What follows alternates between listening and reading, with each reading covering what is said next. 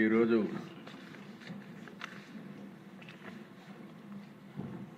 Budget రెండోసారి full pledged బడ్జెట్తో మనం సమావేశం అవుతున్న దిశ. ఈ సందర్భంగా సభ నడిపిస్తున్న తీరుకి మిమ్మల్ని మనస్ఫూర్తిగా అభినందిస్తున్నాం. నా తరఫున డిప్యూటీ సీఎం గారు, బీజేపీ అందరం కలిసి మిమ్మల్ని అభినందిస్తున్నాం. ఒకప్పుడు ఈ అసెంబ్లీ బూతులకు ఒక నమూనాగా ఉండేది.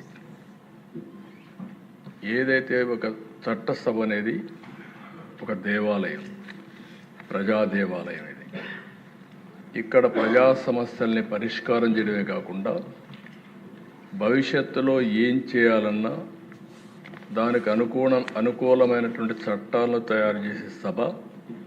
ఒక పబ్లిక్ పాలసీ కానీ ప్రాపర్గా ఉంటే ఆ దేశ భవిష్యత్తే మారిపోయే పరిస్థితి వస్తుంది. అలాంటి చట్టసభలో చర్చలు జరగకుండా ప్రతిరోజు మనం చూసేవాళ్ళం. కడాన కొండే వాళ్ళందరం బాధితులమే. అలాంటి సమస్యలు చూసాం ఈ సభలో. ఇప్పుడు మీరు ఇంకొక స్టెప్ ముందుకెళ్ళి ఇంతవరకు యువతలో చట్టసభల పైన ఒక మంచి సదభిప్రాయం లేదు. అలాంటి సదభిప్రాయం కలిగించడానికి వాళ్ళల్లో కూడా రాబోయే రోజుల్లో యువతను కూడా రాజకీయాల వైపు మళ్లించడానికి మీరు ఒక వినూత్నమైన కార్యక్రమం చేశారు. ఆ కార్యక్రమమే ప్రతిరోజు ఈ సభకు కొంతమంది పిల్లల్ని పిలిచి వాళ్ళందరినీ గ్యాలరీలో కూర్చొని పెట్టే విధంగా మీరు చేసిన పని రాబోయే రోజుల్లో పెను మార్పులకు నాంది పలుకుతున్న దిశ. దాన్ని కూడా అభినందిస్తున్నా. చాలా సంతోషం. మీరు నిండుగా ఉన్నారు. ఫోటోలు కూడా బాగా ఇద్దరు కలిసి ఫోటోలు కూడా ఇస్తున్నారు, స్ఫూర్తిని నింపుతున్నారు. మొన్నే మాక్ అసెంబ్లీ కూడా పెట్టారు. నాకు వాళ్ళు చూస్తే అనిపించింది, ఇక్కడ ఉండే సభలో ఉండే సభ్యుల కంటే మాక్ అసెంబ్లీలో చేసిన పిల్లల యొక్క ఉపన్యాసాలు అమోఘం, బ్రహ్మాండంగా చేశారు. నిజమైన ప్రజాప్రతినిధిగా వెలిగే పరిస్థితికి వచ్చారు. ఈ సందర్భంగా దిశ ఇంకొక పక్కన డిప్యూటీ సీఎం గారిని, అటు ప్రధానమంత్రి నరేంద్ర మోడీ గారిని, ఇక్కడుండే బీజేపీ నాయకుల్ని, జనసేన, తెలుగుదేశం పార్టీ నాయకులను కూడా మనస్ఫూర్తిగా అభినందిస్తున్నా. 20 నెలల్లో ఓసారి నాకే అనిపిస్తుంది మనమే ఈ చేయగలిగామనిపించే విధంగా అందరూ సహకరించారు. ఈ సహకారానికి మనస్ఫూర్తిగా మరొక్కసారి మీ అందరికీ కూడా అభినందనలు. ఈరోజు దేశ రాష్ట్ర చరిత్రలో కూడా మీరు ఒకసారి చూస్తే ఇటు నేను కానీ పవన్ కళ్యాణ్ గారు కానీ ఏదో చెయ్యాలి అనే తపంతో అనునిత్యం ఆలోచిస్తున్నాం. విభజన జరిగింది 2014. రాజకీయ కారణాలు ఏవైనా కావచ్చు కానీ విభజన జరిగింది. దానివల్ల ఆంధ్రప్రదేశ్ నష్టానికి కొంత నష్టం జరిగింది. ఆ రోజు కూడా నేను ఒకటే మాట చెప్పాను. నా స్టాండ్ అయితే తెలుగు జాతి ఒకటే, విభజన చేస్తే ఆంధ్రప్రదేశ్కి న్యాయం చేయండి, సమైక్యంగా పెడితే తెలంగాణ ప్రజానికాన్ని కూడా కాన్ఫిడెన్స్ తీసుకోమని చెప్పాను తప్ప ఏ సైడ్ కూడా నేను సపోర్ట్ చేయకుండా తటస్థంగా ఉన్నాను. సరే, రాజకీయ కారణాలు జరిగిన తర్వాత దిశ కొన్ని డిసడ్వాంటేజెస్ వచ్చాయి. ఇక్కడ రాజధాని లేదు, పట్టణ జనాభా తక్కువ, వ్యవసాయమే ఆధారం. దీంతో ప్రభుత్వానికి ఆదాయం కూడా తక్కువ వస్తుంది. ఆ స్ట్రక్చరల్ డెఫిషియన్సీస్ కూడా ఉన్నాయి. అయితే ఆ దిశ యథార్థాన్ని ఎప్పటికైనా జీర్ణించుకొని మనం సమర్థవంతంగా ముందుకు పోతే తప్ప నిలదొక్కుకోలేమని అభిప్రాయంతో అంత మునుపు నేను చేసిన అనుభవం కూడా నాకు గుర్తించుకొని దానికంటే ఇంప్రూవ్డ్ వర్షన్ తేవాలనే ఉద్దేశంతో ముందుకు పోయాం. 14-19 ఈ అసెంబ్లీ దగ్గర 1 ఇయర్ ఆ లోపలని ఈ అసెంబ్లీ కట్టాం.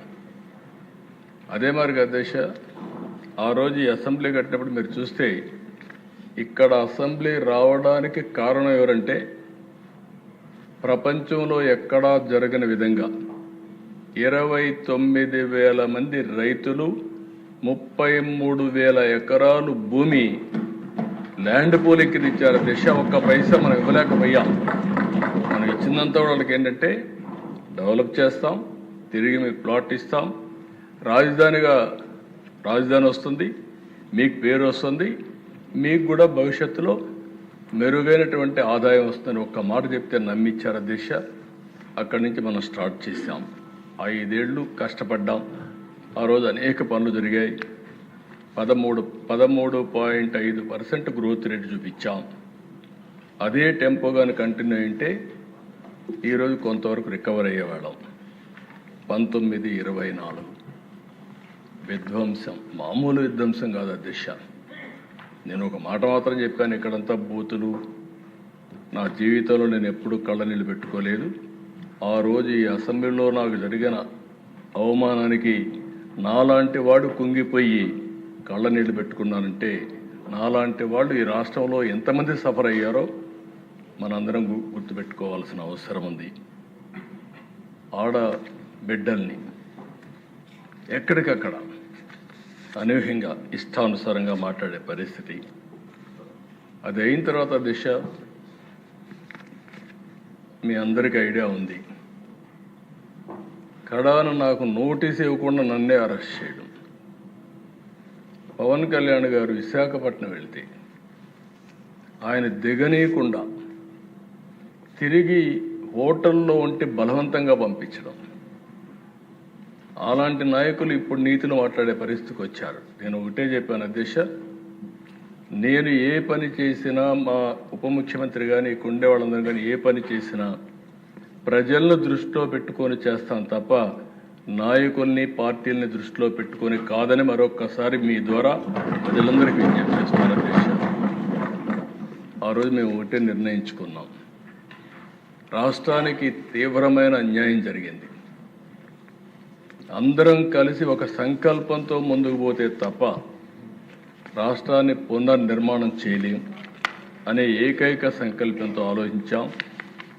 నేను ఆ రోజు జైల్లో ఉన్నప్పుడు నాకు బాగా జ్ఞాపకం అధ్యక్ష, పవన్ కళ్యాణ్ గారు, బాలయ్య గారు ఇద్దరు వచ్చారు. వచ్చినప్పుడు పవన్ కళ్యాణ్ గారు బయటపోయి ఏది ఏమైనా ప్రభుత్వ వ్యతిరేక ఓటు ఒకటి కూడా డివైడ్ కావడానికి వీల్లేదు, మేము పొత్తు పెట్టుకుంటామని చెప్పిన వ్యక్తి పవన్ కళ్యాణ్ గారు అని చెప్పుకునే వ్యక్తి. ఆ తర్వాత బీజేపీ అందరం కూడా కలిసి ఎన్డీఏ కూటమిగా ఏర్పాటు చేశాం. అయితే ఆ దేశం మనం గుర్తుపెట్టుకోవాల్సింది, ప్రజలు ఎప్పుడు కూడా మనల్ని వాచ్ చేస్తూ ఉంటారు, సరైన సమయంలో సరైన నిర్ణయం తీసుకుంటారు. తెలుగుదేశం పార్టీ ఎన్నో విజయాలు చూసాం, కానీ 2024లో స్ట్రైక్ రేట్ మీరు చూస్తే 94% దేశ చరిత్రలో మొట్టమొదటిసారిగా ఇంత పెద్ద ఎత్తున అభ్యర్థులు గెలిచింది మొదటిసారి. అలాంటి మ్యాండేట్ ఇచ్చారు. ఇప్పుడే విష్ణుకుమార్ రాజు గారు చెప్పారు, అందరిలో ఉండాలి, అది నా మైండ్లో ఉండాలి, నీకుండే సభ్యుల మైండ్లో ఉండాలి, అందరి మైండ్లో ఉండాలి. తిరిగి వాళ్ళని ఏ విధంగా మనం ఆదుకోగలుగుతాం అని నిత్యం ఆలోచించాల్సిన అవసరం ఉంది. 20 నెలల దిశ. పవన్ కళ్యాణ్ గారు 21 నెలలు అన్నాడు, కానీ నేను రోజు కూడా పెట్టుకుంటున్నా. కరెక్ట్గా ఈ నెల 14వ తారీఖుకి ఈ గవర్నమెంట్ వచ్చి 20 నెలలు అవుతుంది, పూర్తవుతుంది. ఇంకా 4 నెలలు ఉంది 2 సంవత్సరాలకి మనం. అయితే ఆ దశ ఈ 20 నెలల్లో నేను 4వసారి ముఖ్యమంత్రి. ఈరోజు ఈ డెవలప్మెంట్ అంతా చేయగలిగామంటే నేను అందరిని అభినందిస్తున్నా. ప్రత్యేకంగా ఢిల్లీలో ఉండే కేంద్ర ప్రభుత్వాన్ని మనస్ఫూర్తిగా అభినందిస్తున్నాను. దేశ వెంటిలేటర్ పైనుండే ఆర్థిక వ్యవస్థ ఆ సమయంలో కానీ ఆక్సిజన్ ఇవ్వకపోతే ఏమవుతుందో మనందరూ తెలుసు. అలాంటి సమయంలో పూర్తిగా ఆదుకున్నటువంటి గవర్నమెంట్ కేంద్ర ప్రభుత్వం అధ్యక్ష. అయితే వాళ్ళు సపోర్ట్ చేసిన అధ్యక్ష, ఇక్కడ మనలో ఐకమత్యంగా ఉండి మనం ముందుకు పోకపోతే ఈ ఫలితాలు వచ్చేటివి కాదు. అటు సపోర్ట్ తీసుకొని మనం అందరం కూడా ఒకే మాట మీద ముక్త కంఠంతో 20 నెలలుగా 3 పార్టీలైనప్పటికీ ఎక్కడా భేదాభిప్రాయాలు లేకుండా సమైక్యంగా ఒక పర్పస్ కోసం పనిచేశాం కాబట్టి నేను ఊహించిన దానికంటే ఎక్కువ అభివృద్ధి అయ్యే పరిస్థితి వచ్చింది. ఈరోజు మీరు చూసిన ప్రదేశ సంక్షేమం చాలామంది నన్ను అడిగారు, మీరు చేయగలుగుతారా, డబ్బులున్నాయా, ఎక్కడున్నాయి, సూపర్ 6 అన్నారు ఏంటని అడిగితే నేను ఒకటే చెప్పాను, అధ్యక్ష సంకల్పం ఉంది, అదృష్టం ఓసారి అధ్యక్ష ఆ రోజు ముగ్గురం కలిసి పోటీ చేశాం కాబట్టి ఈ రాష్ట్రాన్ని ఆదుకునే బాధ్యత కేంద్రం కూడా తీసుకోవడం ఈ రాష్ట్ర అదృష్టం అని చెప్పి కూడా నేను మీకు తెలియజేస్తున్నా. ఆ విధంగా కలిసి వచ్చింది. కేంద్రం కూడా పూర్తిగా బాధ్యత తీసుకోదు, ఎందుకంటే సూపర్ 6లో వాళ్ళు కూడా భాగం కాబట్టి కేంద్ర ప్రభుత్వం కూడా బాధ్యత తీసుకునే పరిస్థితి వచ్చారు. అధ్యక్ష ఈరోజు అధ్యక్ష మెంబర్స్ అందరూ మాట్లాడారు. అందరూ మాట్లాడినప్పుడు మీరు చూస్తే ఒక చరిత్రలో ఎప్పుడు జరగడానికి దీనికంటే కూడా ముందు అధ్యక్ష ఒకసారి మనం గుర్తుపెట్టుకోవాల్సిన అవసరం ఉంది. నేను రాష్ట్ర ఆర్థిక పరిస్థితులన్నీ ఎక్స్ప్లెయిన్ చేశాను. వచ్చిన వెంటనే రాష్ట్ర ఆర్థిక పరిస్థితులు కానీ రాష్ట్రంలో జరిగిన విధ్వంసం మీద మా గవర్నమెంటు 7 వైట్ పేపర్స్ ఇచ్చాం. ఫస్ట్ వైట్ పేపర్ జూలైలో 24 అమరావతి పైన ఇచ్చాం, 2 పవర్ సెక్టర్ పైన ఇచ్చాం, 3 ఎక్సైజ్ పాలసీ మీద ఇచ్చాం, 4 natural resources land mine mineral ఏ విధంగా దుర్వినియోగం చేశారు దానిపైన ఇచ్చాం, లా అండ్ ఆర్డర్ గంజాయి ఇవన్నిటిపైన ఇచ్చాం. అది అయిన తర్వాత దిశ స్టేట్ ఫైనాన్సెస్ కూడా ఎక్స్ప్లెయిన్ చేశాం. ఇవన్నీ చేసిన తర్వాత దిశ అక్కడితో కూర్చోకుండా ఆ రోజు ఈ ప్రభుత్వం మీరు ఒకసారి చూస్తే ఇమీడియట్గా 2 government of India Viksit Bharat తయారు చేస్తే మనం కూడా స్వర్ణాంధ్ర 2047 విజన్ తయారు చేశాం. విజన్లో నిర్దిష్టమైన లక్ష్యాలు పెట్టుకుని క్లారిటీతో ముందుకు పోతూ ఈ 20 నెలలు ప్రయాణం సాగించాం. సమీక్షలో మీరు ఒకసారి ఆలోచిస్తే అధ్యక్ష ఎవ్వరూ ఊహించని విధంగా ఈరోజు మీరు చూస్తే ప్రపంచంలోని అతిపెద్ద డీబీటీ ప్రోగ్రాం పెన్షన్లు ఇచ్చే కార్యక్రమం అధ్యక్ష. ఇప్పుడే పవన్ కళ్యాణ్ గారు చెప్పారు, మంచం మీద ఉండే వాళ్ళకి 15,000, సీరియస్ డిసీజెస్ ఉండే వాళ్ళకి 10,000, 4,000 మామూలు వాళ్ళకి, దివ్యాంగులకు 6,000, మొత్తం కలిసి ఎవ్రీ మంత్ దిశ 2,700 నుంచి 800 కోట్లు, సంవత్సరానికి దగ్గర 33,000 నుంచి 34,000 కోట్ల రూపాయలు ఇచ్చే ఏకైక ప్రభుత్వం భారతదేశంలో మన ప్రభుత్వం దిశ. దీని మీద కొంతమంది మాట్లాడుతున్నారు. మనం ఆ రోజు 5 ఏళ్ళు ఒక 500, 600, 750 పెంచుకుంటా పోయారు. చెప్పిన మాట కూడా ఈ ప్రభుత్వం యొక్క కమిట్మెంట్ పేదవాళ్ళకి మీరు ఒకసారి చూస్తే ఏప్రిల్ నుంచి ఇస్తా ఉన్నాం. ఏప్రిల్ నుంచి ఫస్ట్ టైం ఈ ప్రభుత్వం వచ్చిన వెంటనే జూలై నుంచి బకాయిలు కూడా చెల్లించి ఒక్కొక్కరికైతే 7,000, 8,000, 10,000 రూపాయలు కూడా వచ్చే పరిస్థితి వచ్చింది. ఆ విధంగా మనం ఇచ్చే పరిస్థితికి వచ్చాం. రెండవ దిశ ఆ రోజు ప్రభుత్వం చెప్పింది అందరికీ ఎంతమంది పిల్లలుంటే అంతమందికి ఇస్తామని చెప్పి ఒకరికే ఇచ్చారు. మనం ఆ రోజు చెప్పాం ఎంతమంది పిల్లలుంటే అంతమంది పిల్లలకి ఆ తల్లుల పేరిట 15,000 రూపాయలు వేస్తామని ఒకేసారి అందరికీ ఆ డబ్బులు వాళ్ళ అకౌంట్లో వేసి 10,700 కోట్ల రూపాయలు తల్లికి వందన కింద వేసిన ఏకైక ప్రభుత్వం అధ్యక్ష దేశంలో ఎక్కడా లేదు. ఒకేసారి వేసాం. 3వ అతిపెద్ద ప్రోగ్రాం అధ్యక్ష ఇప్పుడే విష్ణుకుమార్ రాజు గారు చెప్పారు. 43 కోట్ల మంది ప్రయాణం చేశారు. లాస్ట్ ఆగస్టు 15 మనం చేస్తే పోయిన సంవత్సరం ఇప్పటికి చేసే పరిస్థితికి వచ్చారు. ఆ రోజు సాధ్యమా అన్నారు, అసాధ్యమన్నారు. దీనికి కూడా దేశాన్ని మనస్ఫూర్తిగా ఆర్టీసీని కూడా అభినందిస్తున్నా. అదే బస్సులు ఒక ప్రోగ్రాం ఇచ్చాం, చాలా ఓపికగా బ్రహ్మాండంగా చేశారు. ఈరోజు ఈ ప్రోగ్రాం బ్రహ్మాండంగా సక్సెస్ కావడమే కాకుండా ప్రభుత్వానికి మంచి పేరు తెచ్చిన ప్రోగ్రాం ఇది. దీనికి మనస్ఫూర్తిగా అభినందిస్తున్న దేశాలు. ఇంకా రాబోయే రోజుల్లో అన్నీ సహకరిస్తే ఆర్టీసీలు అన్నీ ఏసీ బస్సులు రావాలని, పేదవాళ్ళు కూడా ఏసీ బస్సుల్లో తిరిగే పరిస్థితి రావాలని ఆకాంక్షిస్తున్నా. మా ఆడబిడ్డలు ఎక్కడికక్కడ మీరు చూస్తే దేశ ఈ సంవత్సరమే 1000 బస్సులు ఆర్టీసీ బస్సులు ఏసీ బస్సులు తీసుకొస్తున్నాం. రాను రాను గ్రాడ్యువల్గా అన్ని బస్సులు కూడా ఏసీ బస్సులుగా కూడా కన్వర్ట్ చేసి పబ్లిక్ ట్రాన్స్పోర్టేషన్ కూడా ఇంప్రూవ్ చేస్తాం అధ్యక్ష. ఇంకొక పక్క అధ్యక్ష, దీపం కింద 3 సిలిండర్లు ఇస్తా ఉన్నాం, మాట నిలబెట్టుకున్నాం. ఈరోజు ఆడబిడ్డలు కొంతమంది డబ్బులు లేక మళ్ళీ కట్టెలతో వంట చేసే పరిస్థితి నుంచి ఈరోజు 3 సిలిండర్లు ఇచ్చి పూర్తిగా ఆదుకున్నాం. అది కూడా ఒక చరిత్ర అని చెప్పి కూడా నేను మీకు తెలియజేస్తున్నా. అన్నదాత సుఖీభవ 20,000 ఇస్తా అన్నాం. ఆ రోజు ఇచ్చిన దానికంటే ఆ రోజు 14,000 రూపాయలు ఇస్తామని చెప్పారు. 6,000 గవర్నమెంట్ ఆఫ్ ఇండియా దాన్ని అడ్జస్ట్ చేసుకున్నారు. మేము 20,000 ఎన్డీఏ గవర్నమెంట్ ఇస్తా ఉన్నాం. 20,000 3 విడతల్లో అందరి అకౌంట్కి వేస్తున్నాం అని చెప్పి కూడా నేను మీకు తెలియజేస్తున్నా. ఇది ఒక హిస్టారికల్ ప్రోగ్రామ్ అని చెప్పి కూడా మరొకసారి విజ్ఞప్తి చేస్తున్నా. రైతులను ఆదుకోవడం కాకుండా దేశ అన్న క్యాంటీన్, కనీసం పేదవాడు ఎక్కడన్నా పనికి పోతే మధ్యాహ్నం ఓసారి హోటల్ పెరిపడి 50 రూపాయలు 100 రూపాయలు అవుతా ఉంటే అలాంటి వారి కోసం అన్న క్యాంటీన్ పెడితే, నిరుపేదల కోసం పెడితే దాన్ని కూడా నిలిపేసే పరిస్థితికి వచ్చారు. మళ్ళీ ఈరోజు 204 అన్నా క్యాంటీన్లు పనిచేస్తున్నాయి.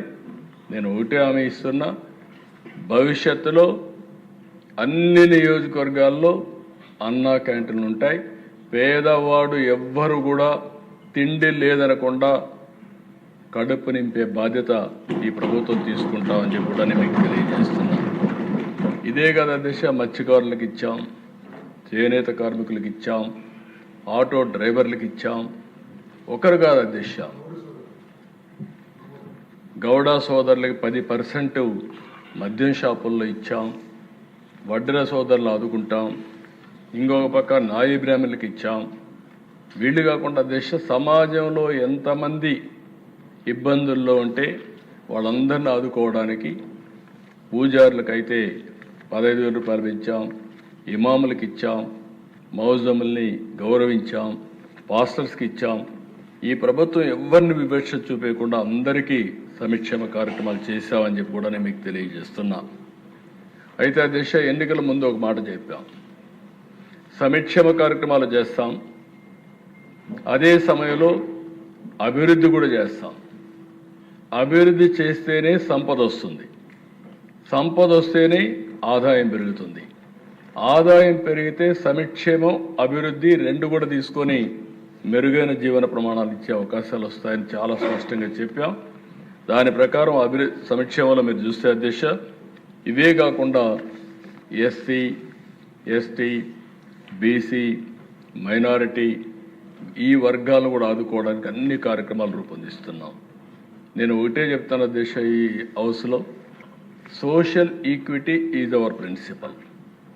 సమాజంలో జనాభా దామాషా ప్రకారం వాళ్లకు ఆర్థిక పరిస్థితులను బట్టి ఏ వర్గంలో బాగా లేకపోతే వాళ్ళందరినీ ఆదుకునే బాధ్యత ఈ ప్రభుత్వం తీసుకుంటుంది. అందుకే ఈరోజు మీరు ఒకసారి ఆలోచిస్తే సూపర్ 6 మిగిలిన అభివృద్ధి సంక్షేమ కార్యక్రమాలే కాకుండా దానికంటే ఫర్దర్గా ముందుకు పోయి ప్రతి ఒక్క కుటుంబాన్ని ఏ విధంగా పైకి తేవాలి అనే విషయాలు కూడా ఆలోచిస్తున్నాం. అందుకే సమగ్ర అనే ఒక ప్రోగ్రాం పెట్టుకుని ప్రతి ఒక్క ఫ్యామిలీ కూడా అనలైజ్ చేస్తున్నాం. P4 కూడా తీసుకొచ్చాం. ఈరోజు దేశంలో మీరు ఒకసారి చూస్తే పబ్లిక్ ప్రైవేట్ పార్ట్నర్షిప్ వల్ల సంపద సృష్టించబడతా ఉంది.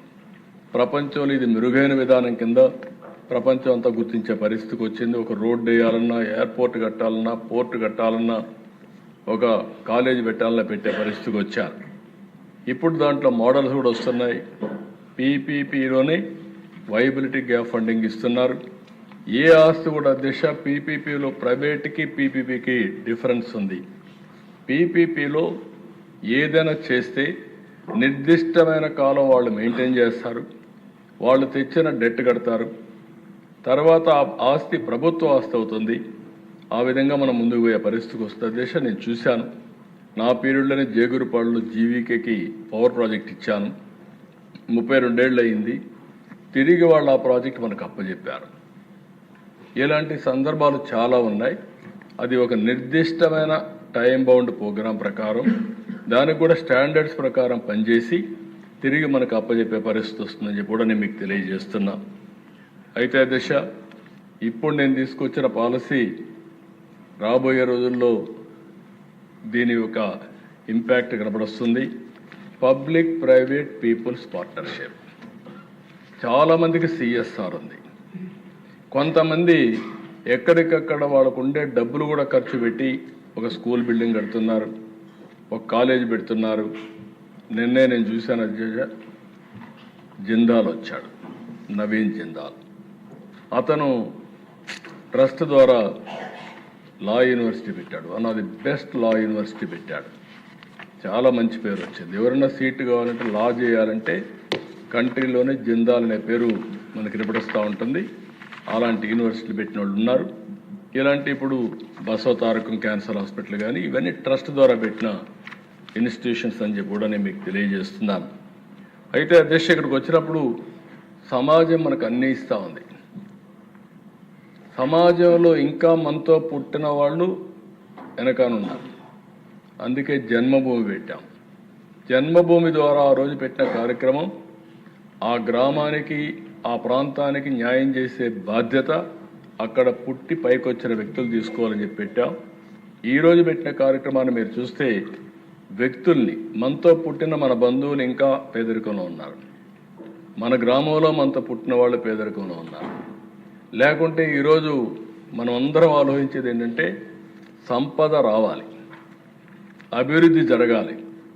ఎగ్జాక్ట్గా 30 years బ్యాక్ దేశ నేషనల్ హైవేస్ భయంకరంగా ఉండేటివి. యాజ్ చీఫ్ మినిస్టర్ నేను నెల్లూరు నుంచి తిరుపతికి పోవాలంటే 8 గంటలు పట్టేది. ఎక్కడ చూసినా 6 అడుగులు గుంతలు ఎక్కడం దిగడం జరిపోయేది. ఈరోజు ఒక పాలసీ నేషనల్ హైవేస్ పీపీపీ మోడల్లో తెచ్చారు. అది కూడా నేను సంతోషపడుతున్నా. నేను మలేషియాకు పోతే దేశం చిన్న దేశం, బుడ్డ దేశం, 2 కోట్ల జనాభా. 2 కోట్ల జనాభాకు east west corridor 8 lane road, మంది 125 కోట్ల జనాభా. అలాంటి ఒక్క రోడ్డు లేకపోతే ఆనాటి ప్రధానమంత్రి గారు వాజ్పేయి గారు చెప్తే ఇది సాధ్యం అంటే సాధ్యం అని చెప్పి గట్టిగా ఆయనకు చెప్తే మొట్టమొదటిసారిగా ప్రూఫ్ ఆఫ్ కాన్సెప్ట్ వేసింది నెల్లూరు నుంచి చెన్నై వరకు ప్రూఫ్ ఆఫ్ కాన్సెప్ట్ వేశారు. అది అవుతానే 4 ఏళ్లలో గోల్డెన్ క్వాడ్రిలేటరల్ రోడ్డు వచ్చింది. ఈరోజు దేశంలో ఎక్కడ చూసినా 2 lane, 4 lane, 6 lane, 12 lane roads పోతున్నాయి. ప్రపంచంలోనే అతిపెద్ద రోడ్డు వ్యవస్థ ఉండే దేశం, సెకండ్ దేశం భారతదేశం. దీనికి మనస్ఫూర్తిగా కేంద్రాన్ని అభినందిస్తున్న దిశ ఒక పాలసీ ఏ విధంగా ట్రాన్స్ఫార్మ్ చేస్తుందో ఇది ఒక ఎగ్జాంపుల్ మాత్రం అధ్యక్ష. నేను అందరినీ కోరేదేనంటే మనం అందరం ఆలోచించేది ఈ సభ ద్వారా బిలినియర్స్ తయారు చేయడమే కాదు, కామన్ మ్యాన్ ఆదుకోవడం కూడా అవసరం. సంపద కొంతమంది దగ్గరనే పరిమితం అవడం కరెక్ట్ కాదు. కానీ అట్లని చెప్పి వాళ్ళని కంట్రోల్ చేస్తే అసలు సంపదే సృష్టించలేము. ఓసారి వెంకయ్యనాయుడు గారు చెప్పేవారు మీటింగుల్లో కూడా. ఆయన ఒకటే అన్నాడు, పంచమని అంటారు ఈ కమ్యూనిస్టులు, అసలు పంచే ఉంటే కదా పంచడానికి అనేవాడు. అంటే జోవియల్గా. అంటే సంపద లేకపోతే ఏం పంచుతాం అధ్యక్ష? పేదరికాన్ని పంచుతాం. అయితే ఈరోజు మనం ఆలోచించాల్సిన దేశాలు కూడా చూసాం. కొన్ని దేశాలు ఆర్థిక అసమానతలు తగ్గించే విధంగా మెరుగైన జీవన ప్రమాణాలు ఇవ్వడానికి పనిచేశారు.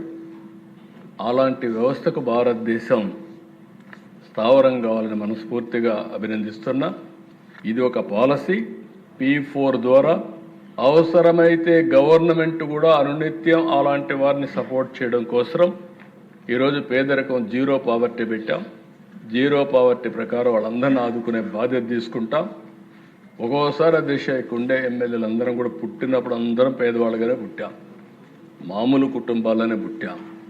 నేను కూడా ఒక ఎగ్జాంపుల్. చిన్నప్పుడు 6వ తరగతికి 6 కిలోమీటర్లు నడిచిపోయి భోజనం తీసుకొని సాయంత్రం ఇంటికి వచ్చి మళ్ళీ తెల్లవారితో వెళ్ళేవాళ్ళం.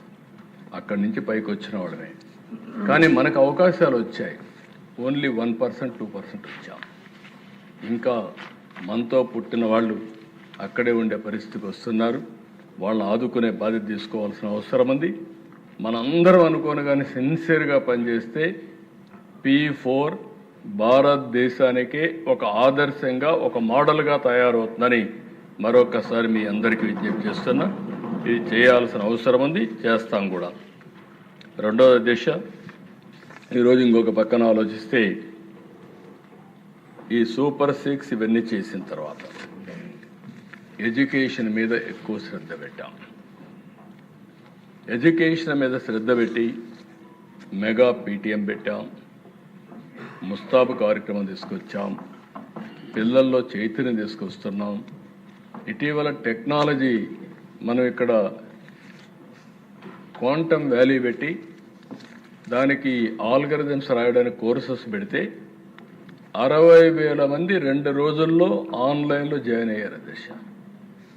మొన్న మెడ్రాస్ యూనివర్సిటీ, IIT చెన్నై ఈ ఆల్గరిథమ్స్ AI కింద కోర్సెస్ పెడితే 2,08,000 మంది పిల్లలు రిజిస్టర్ చేసుకుంటే దాంట్లో 1,04,000 మంది ఆంధ్రప్రదేశ్ నుంచి రిజిస్ట్రేషన్ చేసుకున్నారు అధ్యక్ష. 50% ఆఫ్ స్టూడెంట్స్ మన దగ్గర నుంచి రిజిస్ట్రేషన్ చేసుకున్నారంటే అది మన పిల్లల్లో ఉండే పాజిటివ్నెస్, పట్టుదల. వాళ్ళని కానీ మోటివేట్ చేయగలిగితే ప్రపంచానికి నాలెడ్జ్ ఎకానమీలో సేవలు అందించే శక్తి మన పిల్లలకు వస్తుందని చెప్పి కూడా నేను మీకు తెలియజేస్తున్నా. అలాంటి ఎడ్యుకేషన్ కోసం ముందుకు పోతున్నాం.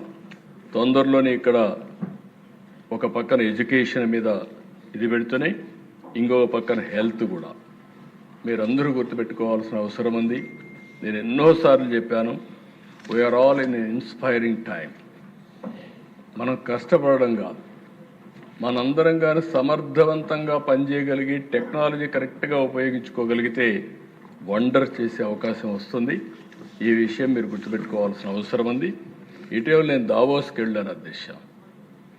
దావోస్కి ఎందుకంటే అధ్యక్ష నేను 96 నుంచి వెళ్తున్నాను, నాట్ రీసెంట్గా. 96 నుంచి ఎందుకు పోతున్నానంటే ఒక ప్లేస్లో ప్రపంచంలో ఏం జరుగుతుందో అధ్యయనం చేసే అవకాశం వస్తుంది, నేర్చుకునే అవకాశం వస్తుంది. రెండోది అందరితో కలిసే అవకాశం వస్తుంది. కంట్రీ హెడ్స్ కానీ, డిఫరెంట్ కంట్రీస్ కానీ, లేకపోతే ఇండస్ట్రీలు కానీ ఇవన్నీ కూడా వస్తాయని పోతే ఈసారి డిస్కషన్లో మెయిన్గా ఒకటి through AI $1 trillion economy, disruptive development. ఏదైతే టెక్నాలజీతో పెనుమార్పులు వస్తాయనేదానికి ఇది ఒక ఉదాహరణ. రెండోది అధ్యక్ష అక్కడ జరిగిన డిస్కషన్ అంతా ఎనర్జీ ట్రాన్సిషన్. ఆ ఎనర్జీ ట్రాన్సిషన్లో భారతదేశానికి మెరుగైన అవకాశాలు ఉన్నాయనేది నాకు అర్థమైంది. ఎందుకంటే భారతదేశంలో ఏది అమెరికాలో కూడా ఎక్కడికక్కడ గ్రిడ్స్ అన్నీ కొన్ని ప్రాంతాలకే పరిమితమైనాయి. కానీ భారతదేశంలో ఇక్కడ ఉత్పత్తి చేసే కరెంటు జమ్మూ అండ్ కాశ్మీర్కి పంపించి వాళ్ళు వాడుకునే అవకాశం ఉంది. అంటే సింగిల్ పవర్ గ్రిడ్ ఉండే ఏకైక దేశం భారతదేశం అని చెప్పి కూడా నేను మీకు తెలియజేస్తున్నా. దీనికి కారణం మన ప్రధానమంత్రి గారి విజన్, కేంద్ర ప్రభుత్వం యొక్క అచీవ్మెంట్ అధ్యక్ష. నిన్నే నేను అమిత్ షా గారితో మాట్లాడితే ఒక మాట అన్నాడు, అవసరమైతే 3-4 లక్షల కోట్ల రూపాయలు ఖర్చు పెట్టి ట్రాన్స్మిషన్ డెవలప్ చేసి green energy, green hydrogen, green అమోనియాకు వేడిగా ట్రాన్స్మిషన్ లైన్స్ వేద్దాం, మిగిలిన రెగ్యులర్గా కావాల్సిన లైన్స్ అని సెపరేట్గా చేద్దాం. ఈ 2 సెపరేట్ చేస్తామనే విజన్ కూడా ఇచ్చారు.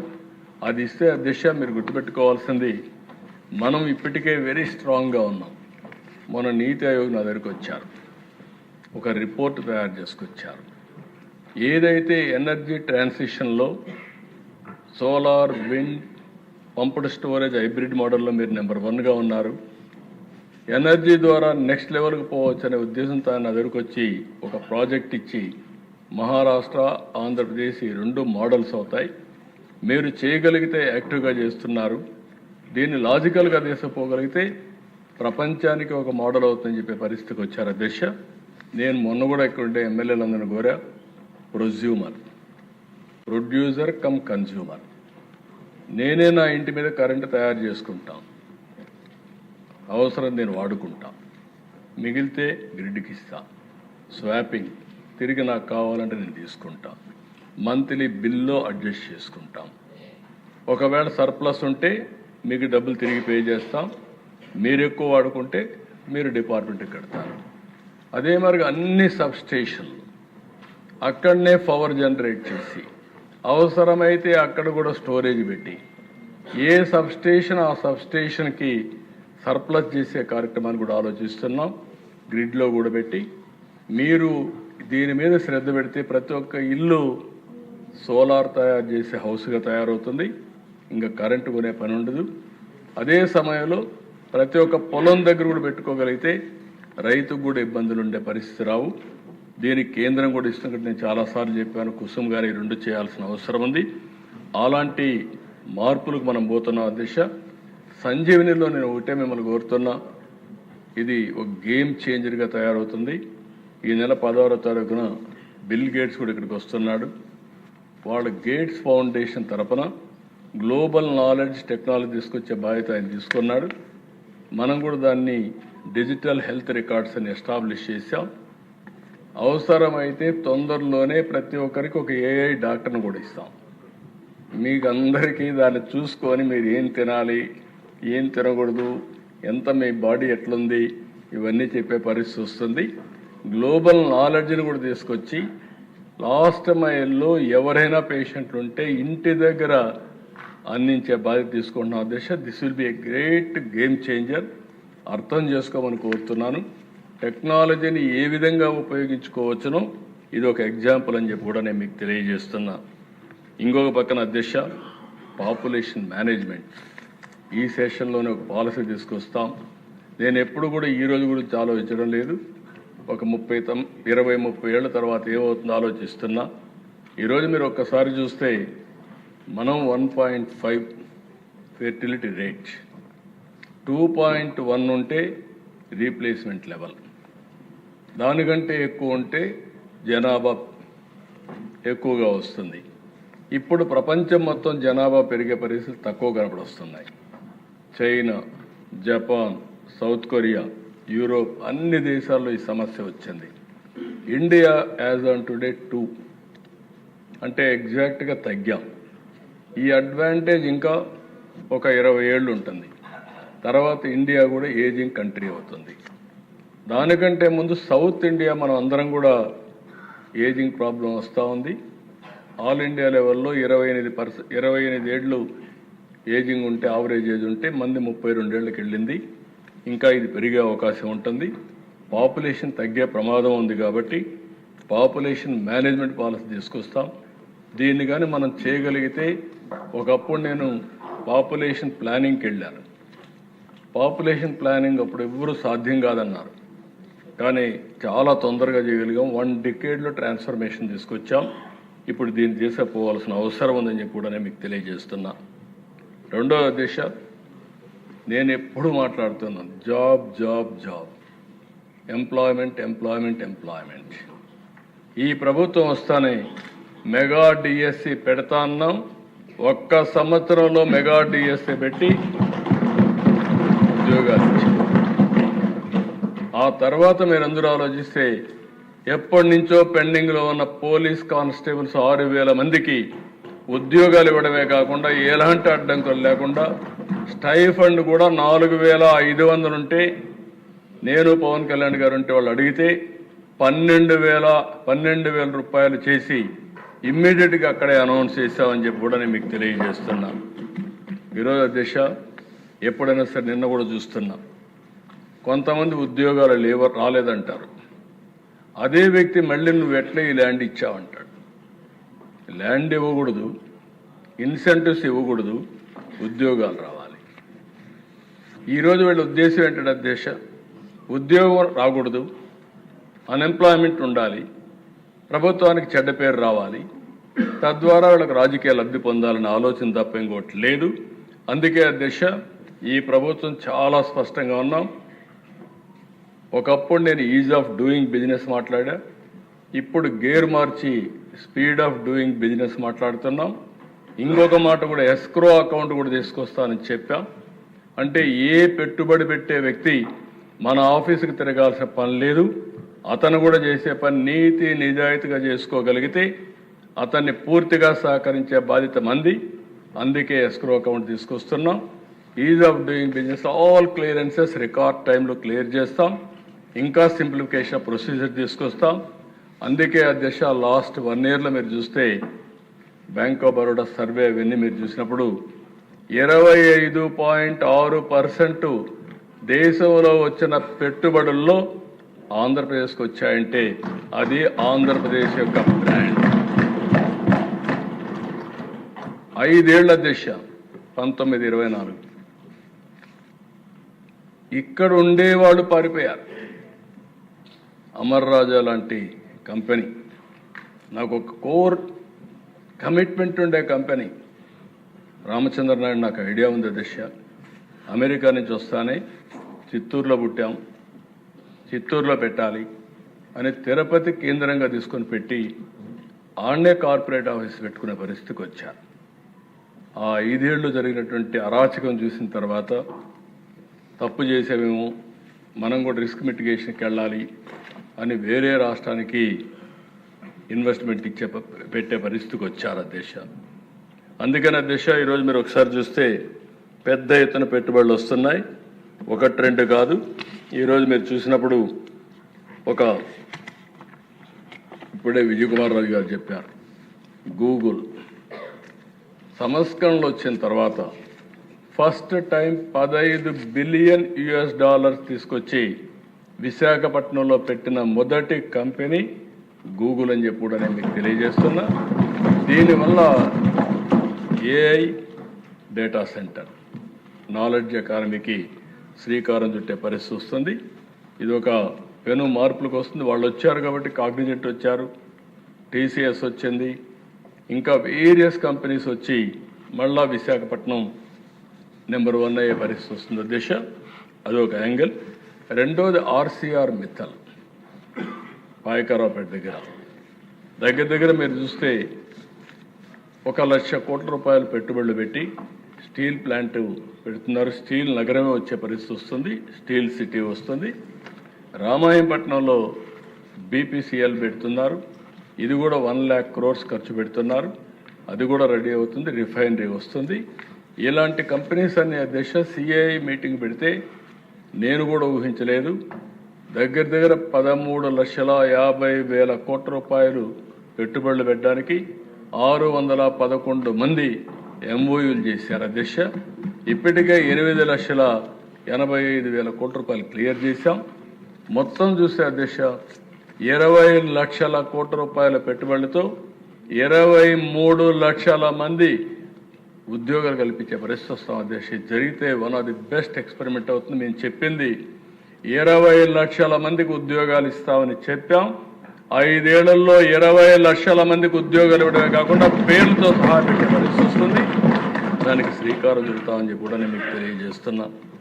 టూరిజం అధ్యక్ష, నేను ఆల్ ఎమ్మెల్యేస్ చెప్తున్నా, మీరు మీ ప్రాంతంలో ఉద్యోగాలు ఇవ్వాలంటే టూరిజం మీద శ్రద్ధ పెట్టండి.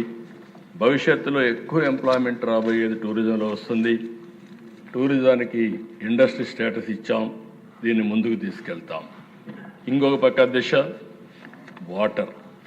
నేను ఎవ్రీవేర్ చెప్తున్నాను దిశ, నేను చాలా చూశాను ఈ రాష్ట్రంలో సమస్యలు. చిన్నప్పుడు ఎక్కడ చూసినా వాగులు, వంకలు, నదులు పొంగి పొర్లేటివి. 8 నెలలు, 10 నెలలు, 12 నెలలు వాటర్ ఉండేవి, ఊట కాలువలు ఉండేటివి. రాను రాను కరెంట్ వచ్చింది, మనం వాటర్ కూడా ఎక్కువ వాడాం. వాటర్ని పెంచడానికి మాత్రం ఆలోచించలేదు. దీనివల్ల కరువు వచ్చింది, రాయలసీమ ఎడారిగా మారిపోతుందన్నారు. అదే సమయంలో అధ్యక్ష చాలా సమస్యలు వచ్చాయి. ఈరోజు ఈ రాష్ట్రంలో నీటిని ఏ విధంగా ఉపయోగించుకోవాలని చెప్పిన వ్యక్తి. మొట్టమొదటిసారిగా రాయలసీమకు కూడా నీళ్లు ఇవ్వచ్చు, కృష్ణా జలాలు రాయలసీమకు ఇవ్వచ్చు అని ఆలోచించిన వ్యక్తి నందమూరి తారక రామారావు గారి అధ్యక్ష. అది బిగినింగ్. మందిరి నీవ, తెలుగు గంగ, లేకపోతే గాలేరు నగిరి, ఇలాంటివన్నీ ప్రాజెక్టుని కన్సీవ్ చేశారు. ఈరోజు అవన్నీ కూడా పూర్తి చేసే బాధ్యత తీసుకున్నాం. నేను ఒకటే చెప్తున్నా అధ్యక్ష, ఈ హౌస్లో రాబోయే 3 ఏళ్లలో ఉత్తరాంధ్రలో ఆన్ గోయింగ్ ప్రాజెక్ట్స్ అన్ని పూర్తి చేసే బాధ్యత తీసుకుని Polavaram left main canal, Uttarandhra Sujala స్రవంతిని పూర్తి చేసి వంశధార పోలవరం లింకేజ్ కూడా ఇస్తాం అధ్యక్ష. రెండో అధ్యక్ష, ఇప్పటికే లెఫ్ట్ మెయిన్ కెనాల్ అనకాపల్లి వరకు రెడీ అవుతోంది. ఈ సంవత్సరమే విశాఖపట్నం తీసుకెళ్తాం. ఎప్పుడు మీరు ఆ ప్రాజెక్టు మీద మీకు ప్రత్యేకమైన శ్రద్ధ ఉంది, మీ నియోజకవర్గం ఆ ప్రాంతం అంతా కూడా తప్పకుండా అధ్యక్ష ఈ సంవత్సరం పోలవరం లెఫ్ట్ మెయిన్ కెనాల్ పూర్తి చేసే బాధ్యత ఈ ప్రభుత్వం తీసుకుంటామని కూడా మీకు హామీ ఇస్తున్నాను అధ్యక్ష. ఇది కాకుండా అధ్యక్ష ఈ సంవత్సరం మీరు చూస్తే హంద్రీ నీవా పూర్తి చేసి చివరి భూములకు నీళ్ళు ఇచ్చాం. అటు మడకశిర, ఇటు కుప్పానికి ఇచ్చాం. కొన్ని వందల చెరువులు నింపగలిగాం. రాబోయే సంవత్సరం చిత్తూరుకి ఇస్తాం. అదే సమయం రాయచోటి ఆ ప్రాంతానికి అంతా కూడా నీళ్ళు ఇచ్చే బాధ్యత తీసుకుంటాం. దీనివల్ల అధ్యక్ష నాట్ ఓన్లీ అంద్రేనీవా, ఇంకా మిగిలినటన్నీ కూడా గాలేరు నగిరి కూడా ఈ సంవత్సరం కడప వరకు తీసుకెళ్తాం. రాయలసీమలో ఉండే ప్రాజెక్ట్స్ అన్నీ కూడా పూర్తి చేయడానికి ఈ ప్రభుత్వం పనిచేస్తున్నామని చెప్పి కూడా నేను మీకు తెలియజేస్తున్నా. పోలవరం అధ్యక్ష చాలామందికి ఐడియా ఉంది.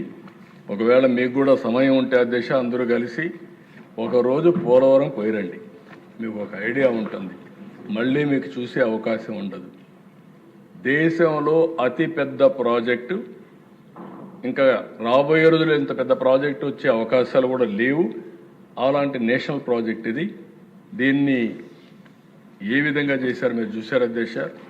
బైఫర్కేషన్లో హైదరాబాద్ అటు వెళ్తే ఈ ప్రాంతానికి అన్యాయం జరుగుతుందని వాళ్ళు ఇచ్చింది. ఆ రోజు అమరావతి నేషనల్ ప్రాజెక్ట్ పెట్టారు అధ్యక్ష. కానీ ఆ చరిత్రతో అని చెప్పాలని చాలా టైం అవుతుంది.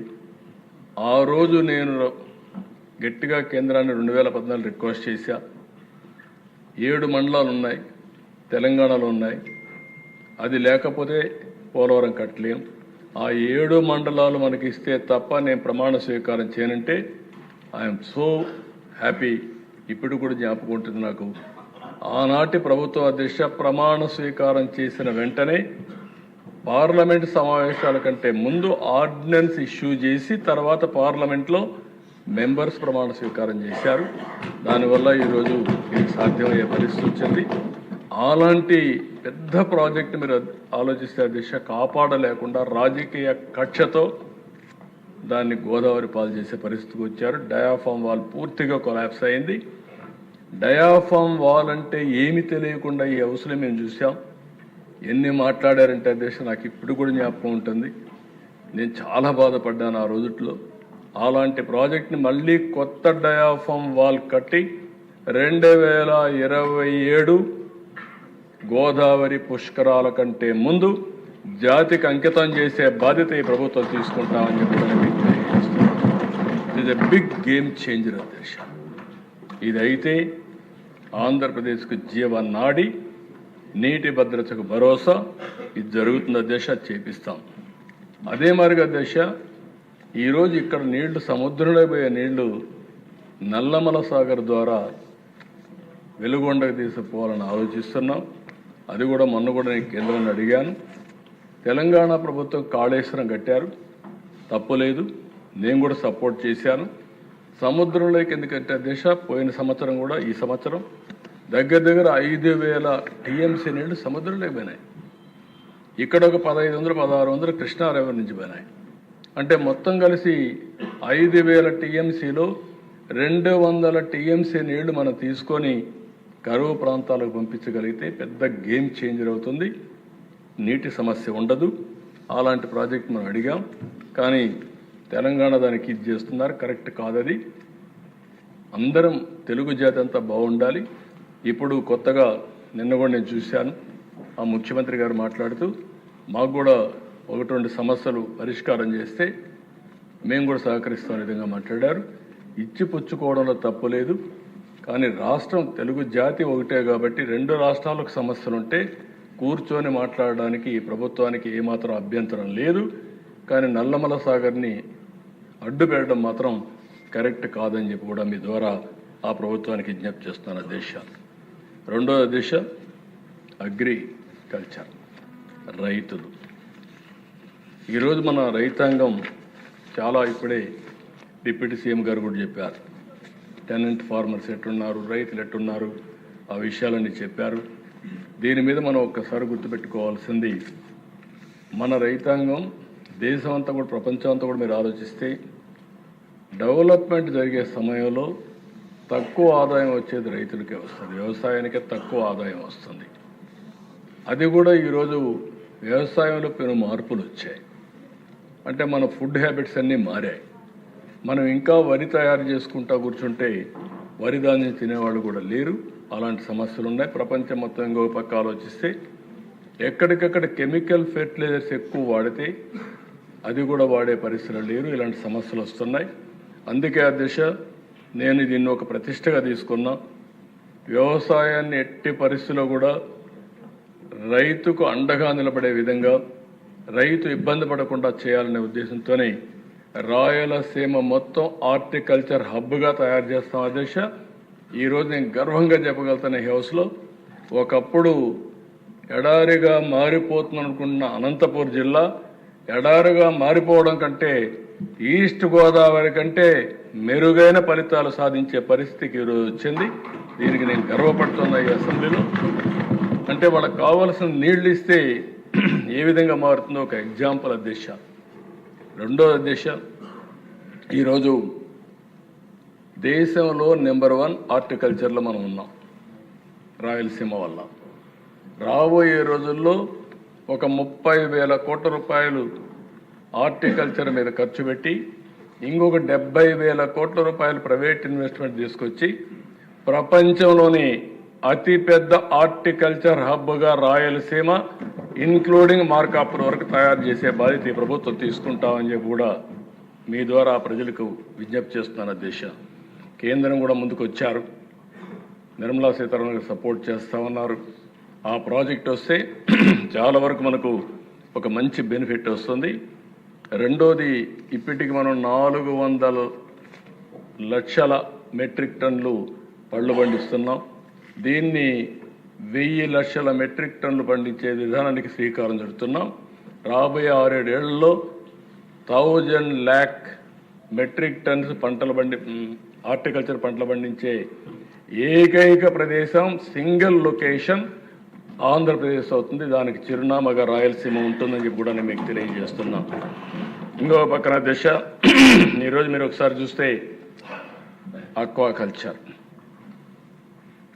అక్వాకల్చర్ను కూడా పూర్తిగా నిర్వీర్యం చేశారు.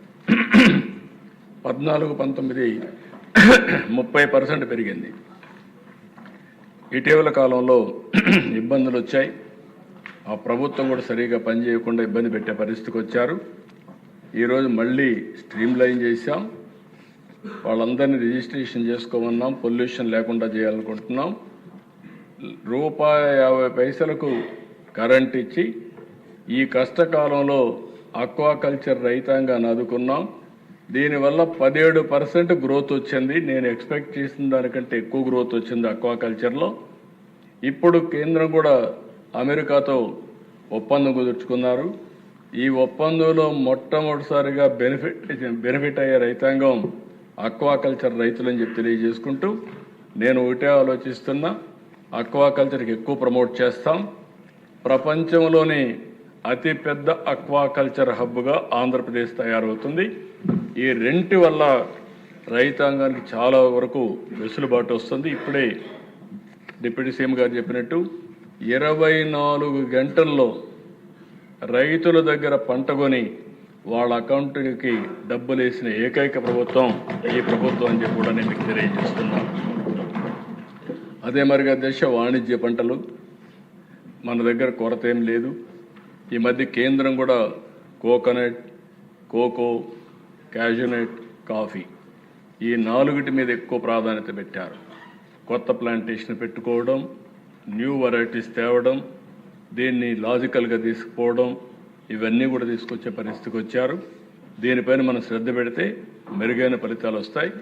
ఇంకో పక్క మిరప ఇలాంటి వాణిజ్య పంటలు ఎక్కువ వేస్తున్నారు. ఇటీవల కాలంలో కొన్ని ఇబ్బందులు వస్తాయి అధ్యక్ష.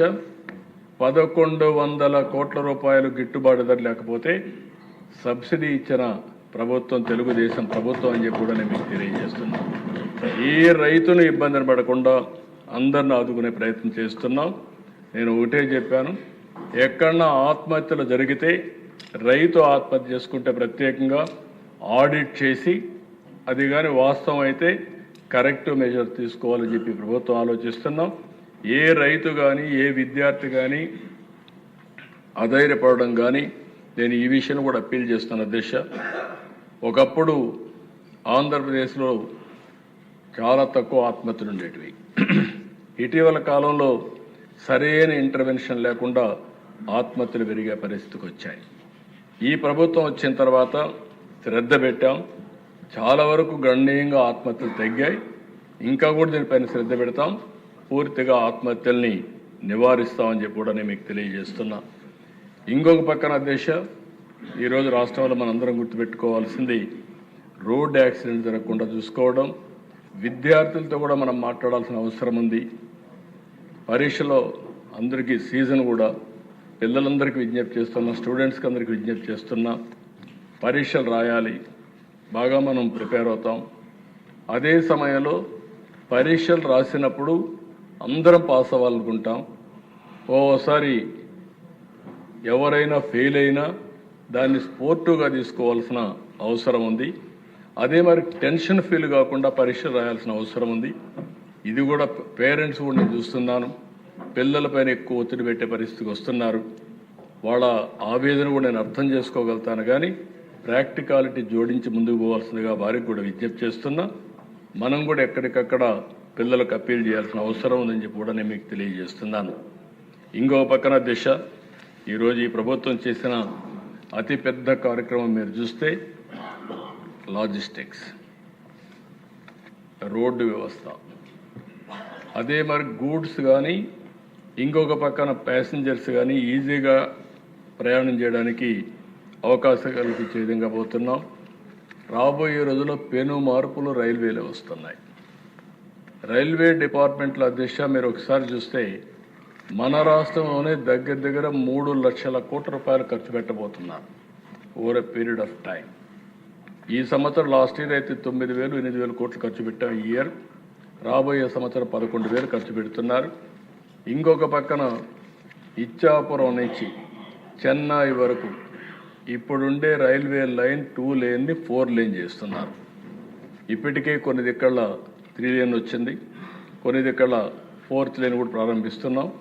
అల్టిమేట్గా 4 లేన్ వస్తే ఎక్కడికక్కడ రైల్వే వ్యాగన్స్ కానీ ప్యాసింజర్స్ కానీ లేకపోతే ఫాస్ట్ ట్రైన్స్ కానీ ఇవన్నీ నడిపే పరిస్థితి వస్తుంది. 2 ఏళ్లలో ఆంధ్రప్రదేశ్లో కోస్టల్ కారిడార్ అంతా కూడా డబుల్ గేజ్ వస్తుంది. డబుల్ గేజ్ అంటే 4 లేన్స్ వస్తాయి. అంటే మొత్తం కలిపి 2 ఏళ్లలో పూర్తి అవుతుందని చెప్పి కూడా నేను మీకు తెలియజేస్తున్నా. మనం అందరం శ్రద్ధ పెడితే రైల్వే డిపార్ట్మెంట్లో చాలా మార్పులు వస్తున్నాయి. కొత్త లైన్స్ కూడా శ్రీకారం చుట్టాం. ఇంకొక పక్క రైల్వే స్టేషన్స్ అన్ని మోడర్నైజ్ చేస్తున్నారు. ఇంకొక పక్కన 770 ఆర్ఓబీలు కానీ ఆర్యూబీలు కానీ ఎక్కడ లెవెల్ క్రాసింగ్ లేకుండా దీన్ని పూర్తి చేసే బాధ్యత తీసుకుంటున్నాం. ఇంకో పక్క నేషనల్ హైవేస్ కూడా అధ్యక్ష ఇప్పటికి శాంక్షన్ అయితే 55,000 కోట్ల రూపాయల ప్రాజెక్ట్స్ ఉన్నాయి. అవన్నీ పూర్తి చేసే బాధ్యత మీరు తీసుకోవాల్సిన అవసరం ఉంది. దీనివల్ల కూడా మనకు ఇది కేంద్రం ఇది రాష్ట్రం అనేది కాకుండా 2 ఎన్డీఏ ప్రభుత్వాలు, మనం ఎన్నోసార్లు చెప్పాం, డబల్ ఇంజన్ సర్కార్, త్రిబుల్ ఫలితాలు రావాలి. అది మీరు కూడా శ్రద్ధ పెడితే ఇది వస్తుంది. అదే మాదిరిగా అధ్యక్ష ప్రతి ఒక్క రోడ్డు గుంతలు పడిపోయినాయి. ఈరోజు మొత్తం గుంతలన్నీ కూడా పూడ్చే బాధ్యత తీసుకున్నాం. పార్ట్ హోల్ ఫ్రీ రోడ్స్ ఇప్పటికే చాలా వరకు ఎస్టాబ్లిష్ చేశాం. తొందరలోనే ఇక్కడే R&B మినిస్టర్ గారు ఉన్నారు, ఆయన బాధ్యత తీసుకుంటాడు R&B రోడ్స్ వరకు. అదే మరి డిప్యూటీ సీఎం గారు కూడా శ్రద్ధ పెట్టి దగ్గర ఒక 4,000 కోట్ల రూపాయలు పంచాయతీరాజ్ రోడ్లపైన ఖర్చు పెడుతున్నారు. దీనివల్ల మెరుగైన రోడ్డు వ్యవస్థ వస్తుంది. ఇకపోతే పోర్ట్లు కానీ ఎయిర్పోర్ట్లు కానీ దగ్గర మీరు ఒకసారి ఆలోచిస్తే ఒక 20 ఎయిర్పోర్ట్లు వస్తాయి, దగ్గర ఒక 20 పోర్ట్లు వస్తాయి, చిన్నవి పెద్దవి. దీనివల్ల లాజిస్టిక్స్ కేంద్రంగా ఈస్ట్ కోస్ట్ లాజిస్టిక్స్ హబ్గా ఆంధ్రప్రదేశ్ తయారవుతుందని చెప్పి కూడా నేను మీకు తెలియజేస్తున్నాను. అదే మరి అధ్యక్ష, మీరు ఒకసారి చూస్తే ఈరోజు ఈ పవర్ డిపార్ట్మెంట్లో చాలా సమస్యలు క్రియేట్ చేశారు. నేను ఆ రోజు కూడా ఇదే అసెంబ్లీలో చాలా విషయాలు మీకు అందరికీ ఎక్స్ప్లెయిన్ చేశాను. ఈ పవర్ మీద ఏం జరిగిందో కూడా ఎక్స్ప్లెయిన్ చేశాం, వైట్ పేపర్ కూడా పబ్లిసైజ్ చేశాం. మామూలుగా అధ్యక్ష బ్రీఫ్గా మీరు చూస్తే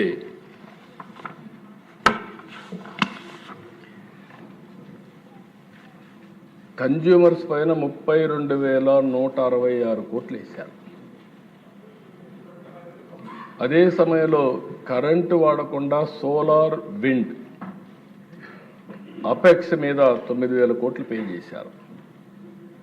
ఇంకొక పక్కన backing down of Genco, delay in projection, solar wind ఇవన్నీ చేయకుండా చేసి 12,518 కోట్లు వేస్ట్ చేశారు. పోలవరం డిలే 1,044 కోట్లు అయింది. ఫ్యూయల్ సర్ఛార్జ్ పేరుతో 12,617 కోట్లు వేశారు. మొత్తం ఒక్క పవర్ యూటిలిటీస్ చూస్తే 1,22,422 కోట్ల రూపాయలు బకాయిలు పడే పరిస్థితి వచ్చింది. ఈరోజు మీరు చూసినప్పుడు 5 ఏళ్లలో 78% నుంచి 98% కరెంటు ఛార్జీలు పెరిగాయి. నేను ఆ రోజు చెప్పాను, మా ప్రభుత్వం సమర్థవంతంతో పనిచేస్తాం, కరెంటు ఛార్జీలు పెంచమని చెప్పి 2 ఏళ్ళైనా కరెంటు ఛార్జీలు పెంచడం లేదు, పెంచం. వాళ్ళు వేసినటువంటి ఎలక్ట్రిసిటీ ఛార్జెస్ని, ట్రూ ఆఫ్ ఛార్జెస్ని ట్రూ డౌన్ ఛార్జెస్గా మార్చి 4,860 కోట్ల రూపాయలు ప్రభుత్వమే అబ్జర్వ్ చేసుకుంటున్నాం అధ్యక్ష. అది మొదటి విజయం. రాబోయే 3 సంవత్సరాల్లో కూడా కరెంటు ఛార్జీలు పెంచం, మెరుగైన ఎనర్జీ సరఫరా చేస్తామని మరొకసారి అందరికీ హామీ ఇస్తున్నారు. అది ఈ ప్రభుత్వానికి గడిచిన ప్రభుత్వానికి వ్యత్యాసం అని చెప్పి కూడా నేను మీకు తెలియజేస్తూ, ఇంకో పక్క స్వచ్ఛ ఆంధ్రప్రదేశ్ కూడా ముందుకు పోతున్నాం.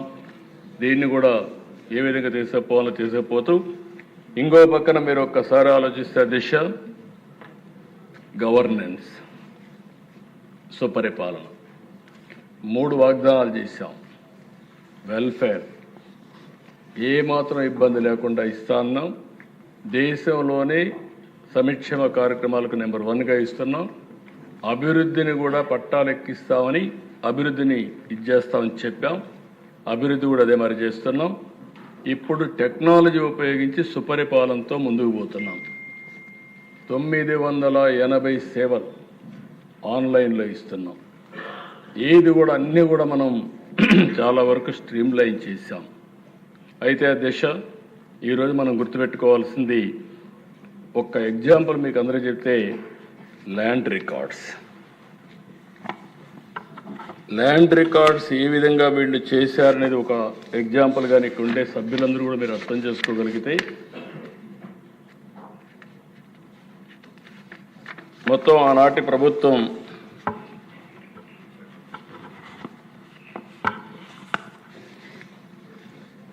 ఇక్కడ మనకు మేజర్గా మనం అందరం ఫేస్ చేసే సమస్య 22A, అస్తవ్యస్తమైనటువంటి ల్యాండ్ రికార్డ్స్. నేను ముఖ్యమంత్రి అయిన తర్వాత ఈ సమస్యలన్నీ వస్తాడని నాకు ఆశ్చర్యం వేసేది. ఎక్కడికి పోయినా కొన్ని 100 మంది వచ్చేసేవాడు. ఆవేశం, బాధ, తపన, అన్యాయం జరిగిపోయింది, మీరు కరెక్ట్ చేయరా అని వస్తూ ఉంటే ఏంటని ఆలోచిస్తే నాకు 1.5 year దీన్ని అర్థం చేసుకోవడానికే సరిపడే పరిస్థితి వచ్చింది. ఆ రోజు అధ్యక్ష వీళ్ళు చేసిన పని, వీళ్ళకు ఎవరన్నా భూమిని ఇచ్చేయమంటే ఇచ్చేసేయాలి. ఇవ్వకపోతే వాళ్ళ భూమి 22A కింద పెట్టేశారు. ఇది కోకొల్లలు. దానికి డైరెక్ట్ ఒక సాక్షి ఏంటంటే, ఇది ఒక ఎగ్జాంపుల్ మాత్రం. ముఖ్యమంత్రి, చట్టాన్ని చేసేది ముఖ్యమంత్రి, దానికి నాయకత్వం వహించేది ముఖ్యమంత్రి. అలాంటి ముఖ్యమంత్రిని చట్ట వ్యతిరేక కార్యక్రమాలు చేసి ఎవరికి చెప్తారు దేశ? ఈరోజు ఇక్కడ చూస్తే ఆయన ముఖ్యమంత్రి అయ్యాడు, అయిన 10 రోజులకి ఆయనకు ఒక హెలిప్యాడ్ కావాల్సి వచ్చింది. ఎక్కడి నుంటే పక్కన తీసుకోవచ్చు. హెలిప్యాడ్ కావాల్సి వస్తే ఒక పక్కన ల్యాండ్ నుంచి చూడమన్నాడు, చూశారు. ఆ ల్యాండ్ ప్రైవేట్ వాళ్ళది, వాళ్ళు ఇవ్వమన్నారు. ఇవ్వమంటే ఆ ల్యాండ్లో బలవంతంగా హెలిప్యాడ్ వేశారు. బలవంతంగా హెలిప్యాడ్ వేసి ఆ ల్యాండ్ మళ్ళీ అడగకుండా 22A కింద పెట్టేశారు. అంటే ఎంత భయంకరంగా జరిగిందంటే, ఇది ముఖ్యమంత్రి గారి హౌస్, మాజీ ముఖ్యమంత్రి, ఆనాటి ముఖ్యమంత్రి. ఇది పక్కన కాలువ పక్కనే ఆయన ఇంటి పక్కన ఉండే భూమి, ఇది ప్రైవేట్ భూమి. ఈ భూమి కూడా అధ్యక్ష ఇప్పుడుది కాదు, 1956 ప్యారీ అండ్ కో లిమిటెడ్ కంపెనీకి దక్షిణ రైల్వే ఆ భూమిని కేటాయించారు. ఆ తర్వాత మార్కెట్ వాల్యూ ప్రకారం ఆ భూమిని కొంతమంది కొనుక్కున్నారు. 94లో కొంత ట్రాన్సాక్షన్ కూడా జరిగింది 2-3 మధ్యలో. 2008లో కోర్టు పోతే కూడా వాళ్ళంతా స్టే చేశారు, అవన్నీ అయినాయి. ఈయన వచ్చినటువంటి 26/6/2019 GORT నెంబర్ 133 33 లక్షలతో హెలిప్యాడ్, ఫెన్సింగ్, అప్రోచ్ రోడ్ నిర్మాణం కోసం జీవో ఇష్యూ చేశారు. 18/7/19 తేదీన ఆ భూములు 22A కింద పెట్టేశారు. ఇప్పుడు 8.14 ఎకరాల్లో హెలిప్యాడ్ పెట్టేశారు. 1.9 ఎకరాల్లో ఒక 76 మంది వేరే వాళ్ళు అక్కడ ఉండే పరిస్థితికి వచ్చారు. అంటే ఎందుకు ఈ మాట చెప్పారంటే అధ్యక్ష, మదనపల్లిలో ఒక RDO ఆఫీసులో రికార్డ్స్ తగలబడ్డాయి. తగలబెడితే నాకు చాలా ఆవేశం కలిగింది. వీళ్ళు ఎన్ని రికార్డ్స్ మార్చేస్తారు, మొత్తం తగలబెడుతున్నారేమని. అక్కడి నుంచి నేరుగా నేను ఇదే మరి అసెంబ్లీకి వస్తుంటా ఆనాడు DGPని హెలికాప్టర్ ఇచ్చి పంపించాను. అక్కడి నుంచి CCLE వీళ్ళందరూ పంపించాం. ఆ రోజు ఆ ఏరియా వాళ్ళందరూ కూడా పెద్ద ఎత్తున వచ్చి వాళ్ళ భూములన్నీ ఏ విధంగా ట్యాంపర్ చేశారో చెప్పే పరిస్థితికి వచ్చారు. ఈ విధంగా రాష్ట్రం మొత్తం పెట్టారు. వాళ్ళు చేసిన పాపాన్ని కడగడానికి మనకు 1 సంవత్సరం పడతా ఉంది. రెవెన్యూ రికార్డ్స్ అన్నీ ప్రక్షాళన చేస్తున్నాం, ప్రొసీజర్ అన్నీ ఎస్టాబ్లిష్ చేశాం. ఇప్పటికి 2 సార్లు వెళ్ళాను, ఇంకా 10 సార్లు. 2026 పూర్తిగా ప్రక్షాళన చేసి మళ్ళీ రాజముద్రతో వాళ్ళ యొక్క సర్వే రాళ్ల పైన కూడా ఇది లేకుండా QR కోడ్ అండ్ ఆల్సో ఇంకో పక్కన బ్లాక్ చైన్ టెక్నాలజీ పెట్టి ఎవ్వడు కూడా ట్యాంపర్ చేయకుండా ప్రతి ఒక్కరి భూమికి భద్రత ఇచ్చే బాధ్యత ఈ ప్రభుత్వం తీసుకుంటామని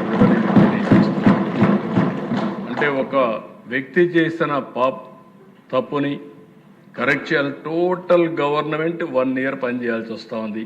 అప్పుడే ఇది సాధ్యమయ్యే పరిస్థితికి వస్తూ ఉందని చెప్పి మీకు తెలియజేస్తున్నా.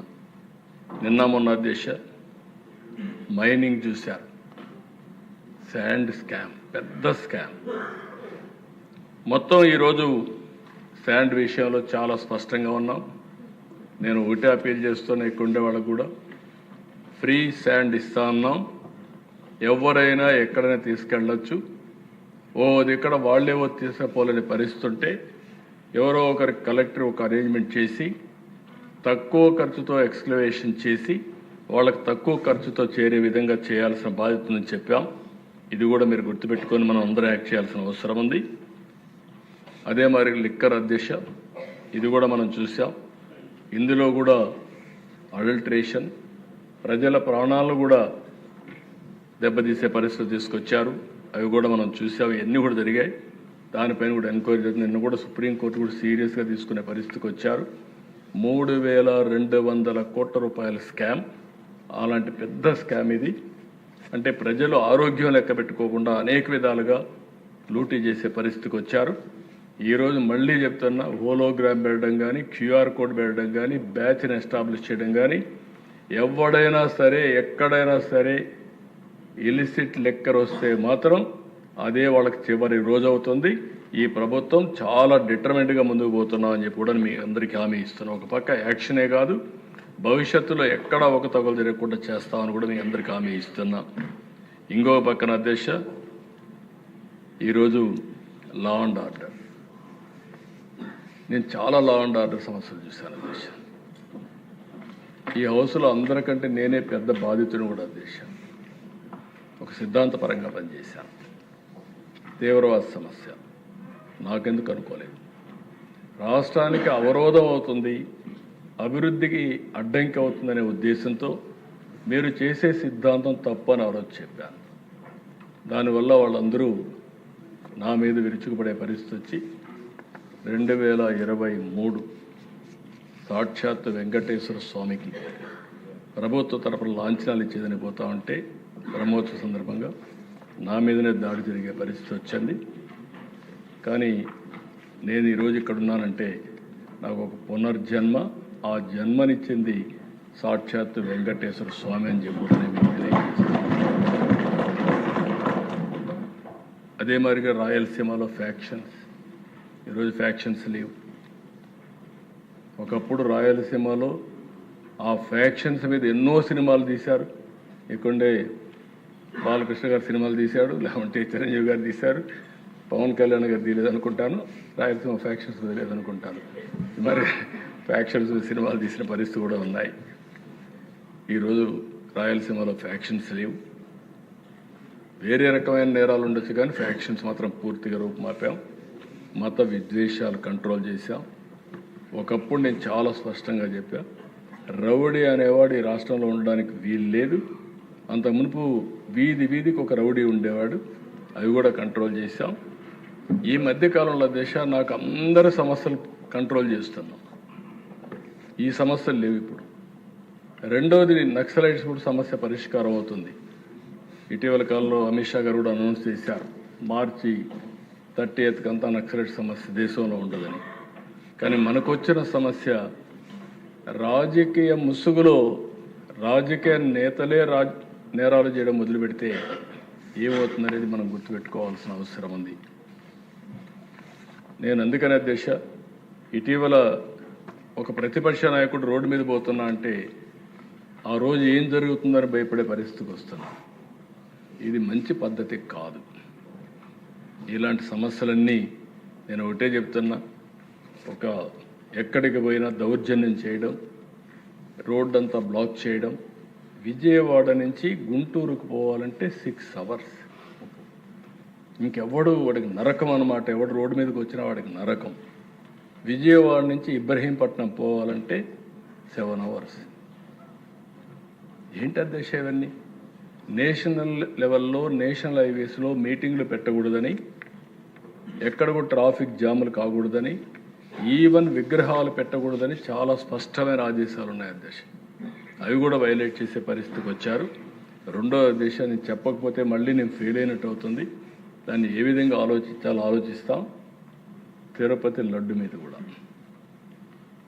ఎందుకంటే ఇది చాలా సున్నితమైన సమస్య. నేను కూడా చాలా ఆలోచించాను దీని మీద ఎక్కువ మాట్లాడకూడదని. ఎందుకంటే దేవుని పవిత్రత కోసం కొంతమంది కావాలని దేవుని పవిత్రత దెబ్బతీసి భక్తుల మనోభావాలు దెబ్బతీయాలనుకున్నప్పుడు మనం కూడా గట్టిగా చర్యలు తీసుకోకపోతే చాలా సమస్యలు వస్తాయని నా అభిప్రాయం.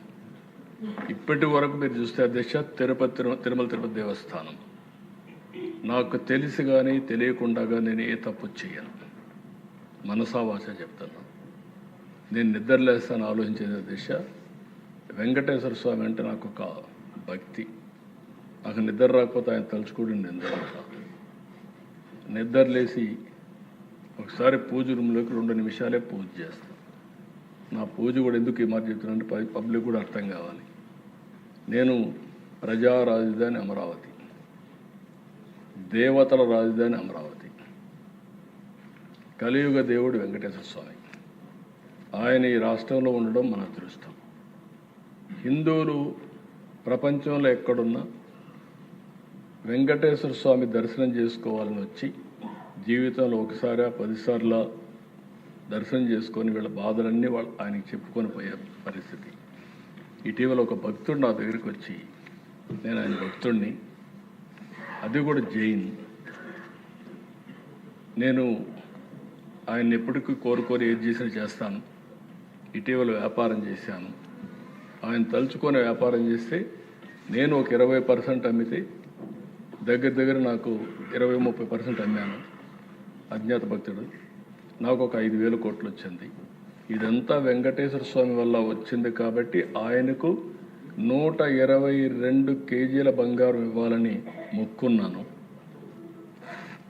తిరుమలకు వచ్చి అడిగాను. అడిగితే ప్రతిరోజు వెంకటేశ్వర స్వామి 121 కేజీల బంగారం పెట్టుకుంటాడని తెలిసింది.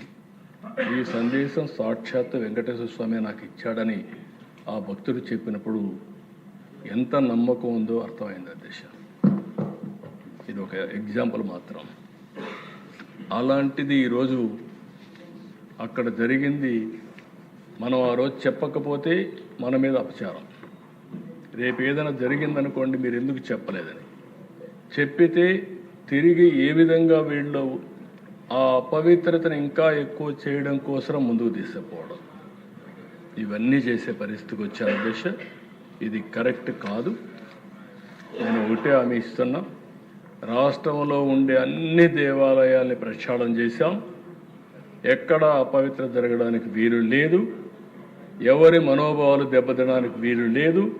ప్రతి ఒక్క దేవాలయంలో పవిత్రత కాపాడే బాధ్యత ఎన్డీఏ ప్రభుత్వం తీసుకుంటామని మరొక్కసారి ప్రజలందరూ కూడా విజ్ఞప్తి చేస్తున్నారు. ఇంకొక పక్కన అధ్యక్ష, ఒకసారి చూస్తే బాధేస్తుంది. వీళ్ళ యొక్క బిహేవియర్ చూస్తే కూడా ఆశ్చర్యం వేస్తుంది. కల్తీ లడ్డుకు హెరిటేజ్ ఎందుకు తీసుకొస్తారు అధ్యక్ష? నాకైతే అర్థం కాదనమాట. నాకు ఇలాంటి ఆ రోజు వివేకానంద రెడ్డి, నేనే ముఖ్యమంత్రి, చెప్పకపోతే ఒక బాధ, చెప్తే ఒక బాధ. ఆ రోజు నిద్ర లేసాను. మా వాళ్ళు ఇక్కడే ఉన్నారు, ఐజీలు ఉంటారు, మాకంతా సపోర్ట్తో డీజీలు ఉంటారు, అందరూ ఉంటారు. సాక్షి పేపర్లోనే వచ్చింది, నేను చెప్పాను ఈ హౌస్లోని. సాక్షిలో వచ్చి గుండెపోటుతో చనిపోయాడు. అక్కడి నుంచి నాటకాలు. నెక్స్ట్ డే సాక్షాత్ ముఖ్యమంత్రి చేతిలో కత్తిపెట్టి నారాసుర రక్త చరిత్ర. ఏ ఫిక్షన్లో కూడా రాదనుకుంటాను ఇవి.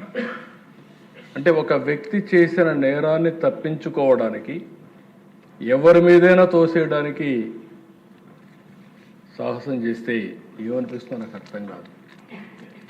ఇప్పుడు హెరిటేజ్కి ఏం సంబంధం నాకైతే అర్థం కావడం. వాళ్ళు ఎప్పటికప్పుడు ఇస్తున్నారు. నేను ఎప్పుడూ చెప్పేవాడిని, మేము రాజకీయాల్లో ఉన్నాం, మీరు వ్యాపారంలో ఉన్నారు.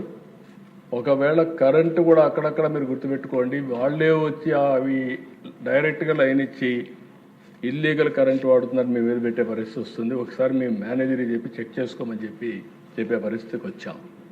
ఒక నేరస్తులు ఏ విధంగా చేస్తారు, ఇది ఒక ఎగ్జాంపుల్ అని చెప్పి మాత్రం నేను తెలియజేస్తున్నా. నాకు తెలిసి మాత్రం వాళ్ళే చేసుకుంటారు, కౌంటర్ చేస్తారు. హెరిటేజ్ ఇంతవరకు ప్రభుత్వం యొక్క ఒక్క పైసా కూడా ఎక్కడ అడిగింది లేదు, భవిష్యత్తులో అడగరని చెప్పి నేను ఆశిస్తున్నా. అది ఒక ఫ్యామిలీ బిజినెస్ కింద, లైవ్లీహుడ్ కింద వాళ్ళు ఒక ప్రొఫెషనల్ మేనేజ్మెంట్ చేసుకుంటున్నారు తప్ప బాధ కలిగి నేను చెప్పాలనుకుంటున్నా. దానికి ఒక పేపర్ ఉందని హెడ్లైన్స్లో ఇదే పెట్టే పరిస్థితి వస్తున్నారు. అంటే వీళ్ళకి ఏంటంటే డ్యామేజ్ చేయడం, బ్రాండ్ డ్యామేజ్ చేస్తే దానివల్ల వాళ్ళకి నష్టం వస్తుంది. నేను రాయలసీమలో ఒకప్పుడు చూసేవాడిని, వేద్యాలు ఆ సంస్కృతి కూడా తీసుకొచ్చింది, ఎలాంటి వాళ్ళే తీసుకొచ్చారు. మనుషులు కొట్లాడుకుంటే దెబ్బలు తగులుతాయి, మళ్ళీ రికవర్ అవుతారు. వాళ్ళు పండించే పండ్ల తోటలు 10 ఏళ్ళు 8 ఏళ్ళు బాగా పంట వచ్చే ఆరెంజ్ చీనీ గార్డెన్లు నరికేసేవాడు, చీనీ చెట్లు నరికేసేవాడు. ఆ చీనీ చెట్లు నరికేస్తే ఇంకా వాళ్ళు పతనం అయిపోతారు ఆర్థికంగా. అలాంటి దౌర్జన్యాలు చేసేవారు. అవన్నీ కంట్రోల్ చేశాం. ఇలాంటి పనిచేసే పరిస్థితికి వచ్చారు. ఇది కూడా నేను చాలా తీవ్రంగా ఖండిస్తున్నానని చెప్పి తెలియజేసుకుంటూ, అల్టిమేట్గా అధ్యక్ష, నేను ఒకటే ఇక్కడ కోరుతున్నా మిమ్మల్ందరినీ, ఒక 10 ప్రిన్సిపల్స్తో ఈ ప్రభుత్వం ముందుకు పోతున్నాం. పేదరికం లేని సమాజం, ఉద్యోగ కల్పన, నైపుణ్యం, మానవుల అభివృద్ధి, నీటి భద్రత, వ్యవసాయ సాంకేతికత, అంతర్జాతీయ స్థాయి లాజిస్టిక్స్, ఇంధన వనరుల సమర్థత, వినియోగం, నాణ్యమైన ఉత్పత్తులు, బ్రాండింగ్, స్వచ్ఛాంధ్ర, డీప్ టెక్, ఇవన్నీ పెట్టుకొని ముందుకు పోతున్నాం. దీని ద్వారా నా ఆలోచన ఒకటే అధ్యక్ష, ప్రాసెస్ అన్నీ కూడా పర్ఫెక్ట్గా చేస్తున్నాం. ఫలితాలు ఇప్పుడిప్పుడే మెరుగైన ఫలితాలు వస్తున్నాయి. ఫలితాల్లో కూడా మీరు చూస్తే గ్రోత్ కూడా బాగా ఉంది. మీరు కూడా గుర్తుపెట్టుకోవాల్సింది, 3 ప్రాంతాలకు 3 ఎకనామిక్ రీజియన్ తీసుకొచ్చాం, 5 జోన్స్ పెట్టాం, 175 నియోజకవర్గాలకు 175 ఎంఎస్ఎంఈ పార్కులు పెడుతున్నాం. ఇవన్నీ తీసుకొని నెక్స్ట్ 2047 స్వర్ణాంధ్ర, ఇది మీ అందరి మనసుల్లో ఉండాలి. ఈ స్వర్ణాంధ్ర లక్ష్యాలు మీరు చూస్తే అప్పటికి 5,80,00,000 పాపులేషన్, మీడియం ఏజ్ 40 ఏళ్ళు అవుతుంది. ఇప్పుడు 32.5 సంవత్సరాలు. లైఫ్ ఎక్స్పెక్టెన్సీ అప్పటికి 85, ఇప్పుడు 70 సంవత్సరాల 6 నెలలు. అర్బనైజ్డ్ పాపులేషన్ అప్పటికి 60%, ఇప్పుడు 36%. సోషల్ ప్రొఫైల్ వచ్చి 100% లిటరసీ రేట్, ఇప్పుడు 72. Female labour force participation 45.8 currently, ఇది 80% తీసుకెళ్ళాలి. అన్ఎంప్లాయ్మెంట్ రేట్ ఇప్పుడు 4%, అప్పటికి 2%కి రావాలి. Share of skilled work force in total work force 95%, ఇప్పుడు 20 నుంచి 30 వరకు ఉంది. ఎకనామిక్ ప్రొఫైల్ $2.2 ట్రిలియన్ ఎకానమీ, అంటే ఈరోజు 180 బిలియన్ కరెంట్లీ. దీని మీద పర్ క్యాపిటా ఇన్కమ్ $42,000, ఇప్పుడు $3,400. ఇంకో పక్క ఎక్స్పోర్ట్స్ వచ్చే $450 billion, $20.7 billion as on today. Renewable energy 75%, ఇప్పుడు 30-35% ఉంది. ఇందులో కూడా youth, women, senior citizen, farmer, vulnerable and tribal sections, service professionals and entrepreneurs ఒక నిర్దిష్టమైన డాక్యుమెంట్ తయారు చేశాం. ప్రతి 2 సంవత్సరాలకు ఒక్కసారి ఈ డాక్యుమెంట్ కూడా అప్డేట్ చేస్తాం. ప్రపంచంలో జరిగే మార్పులు, లేకుంటే న్యూ టెక్నాలజీస్, న్యూ నాలెడ్జ్, ఇవన్నీ తీసుకొస్తాం. అల్టిమేట్గా 2047కి నాకు ఏమాత్రం అనుమానం లేదు, భారతదేశం నెంబర్ 1 ఎకానమీగా ఉంటుంది. ఈరోజు నరేంద్ర మోడీ గారి నాయకత్వంలో 11వ స్థానంలో ఉన్న ఆర్థిక వ్యవస్థ 4వ స్థానానికి వచ్చాం. నెక్స్ట్ ఇయర్కి 3వ స్థానానికి వస్తాం. అది కూడా జరుగుతుంది. 2038కి 2వ స్థానానికి వస్తాం. అదే 47కి 1వ స్థానానికి వస్తాం. ప్రపంచం మొత్తం భారతీయుల యొక్క ఇన్ఫ్లుయెన్స్ పెరుగుతుంది. నెంబర్ 1 కమ్యూనిటీగా ఉంటారు. ఈ సందర్భంగా నా సంకల్పం, మనందరి సంకల్పం, 2047కి ప్రపంచంలో తెలుగువారు మోస్ట్ ఇన్ఫ్లుయెన్షియల్ కమ్యూనిటీగా ఉండాలనేది మనందరి సంకల్పం. ఇండియాలో ఆంధ్రప్రదేశ్ నెంబర్ 1 ఎకానమీగా ఉండాలి. హైయెస్ట్ పర్ క్యాపిటా ఇన్కమ్ ఉండాలి. మెరుగైన జీవన ప్రమాణాలు ఉండాలి. వెల్తీ, హెల్తీ, హ్యాపీ సొసైటీ మనందరి నినాదం. దానికి ఒక పక్క సంపద, ఒక పక్క ఆరోగ్యం, ఇంకో పక్క ఆనందం.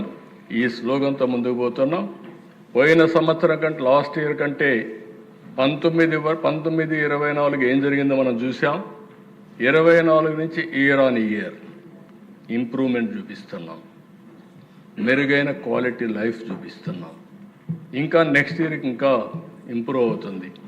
రాబోయే 5 సంవత్సరాలకు ఒకసారి తలసరి ఆదాయం డబల్ అయ్యేట్టుగా చూస్తాం. పెరిగిన ఆదాయాన్ని మళ్ళీ ఏ విధంగా చేయాలో చూస్తాం. అన్ని వర్గాలకు న్యాయం జరిగేట్టుగా చూస్తాం. అందరికీ సోషల్ రీఇంజనీరింగ్ కాకుండా సోషల్ ఈక్విటీ కూడా బ్యాలెన్స్ చేస్తాం. ఎవరైనా పేదవాళ్ళు ఉంటే వాళ్ళ మీద ప్రత్యేకమైన శ్రద్ధ పెడతాం. అదే మనందరి విధానం. నేను ఇక్కడుండే సభ్యులందరినీ ఒకటి కోరుతున్నా, నేను పవన్ కళ్యాణ్ గారు బీజేపీ మేమంతా రాష్ట్రమంతా ఆలోచిస్తే మీరు మీ పరిధిలో ఆలోచించండి. మీ నియోజకవర్గం పార్లమెంట్లో ఉండే ప్లానింగ్ బోర్డు మినిస్టర్స్ కానీ ఆ జిల్లా మంత్రులు కానీ మీ శాఖలు మీరు ఆలోచించాల్సిన అవసరం ఉంది. తద్వారా నథింగ్ ఈజ్ ఇంపాసిబుల్. మనం ఒక పర్పస్ కోసం ఆలోచించి కానీ పనిచేస్తే తప్పకుండా అది సాధించే శక్తి మనందరికీ ఉంది. అది పబ్లిక్ పాలసీ కూడా చేయగలిగింది. ఇక్కడ మనం మాట్లాడుకునే మాటలు కూడా ఇప్పుడు నేను చెప్పాను. ఈ సెషన్లో మళ్ళీ మీ అందరితో నేను కూర్చుంటాను, 11 to 1 కూర్చుంటానని చెప్పాను. మీరు చెప్పే ఉపన్యాసాలను వింటున్నా. క్షేత్రస్థాయిలో ఏం జరుగుతుందో మీరు చెప్పగలిగితే దాని ప్రభావం మా పైన ఉంటుంది. మన పాలసీలు కూడా రిఫైన్ చేసుకుంటాం.